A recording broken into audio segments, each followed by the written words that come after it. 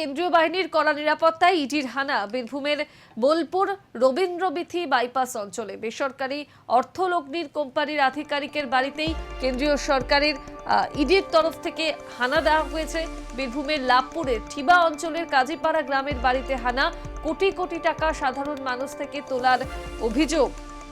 কেন্দ্রীয় বাহিনীর নিরাপত্তায় ইডির হানা বীরভূমের বোলপুর রবীন্দ্রবিথি বাইপাস অঞ্চলে। 4 ঘন্টা পর ইডি আধিকারিকরা বেরিয়ে যান বলে খবর। বেসরকারি অর্থলগ্নি কোম্পানির আধিকারিকের বাড়িতেই হানা দেন আধিকারিকরা। আনারুল ইসলামের বাড়িতেই চলে দীর্ঘ সময় ধরে এই তল্লাশি অভিযান। তবে 4 ঘন্টা পর ইডি আধিকারিক তারা বেরিয়ে যান বলে খবর। বীরভূমের বোলপুরে ইডির হানা, বেসরকারি অর্থলগ্নি কোম্পানির আধিকারিকের বাড়িতেই হানা। আনারুল ইসলামের বাড়িতে ইডি আধিকারিকরা প্রায় 4 ঘন্টা তল্লাশি অভিযান চালানোর পর বাড়ি থেকে বেরিয়ে যান আধিকারিকরা।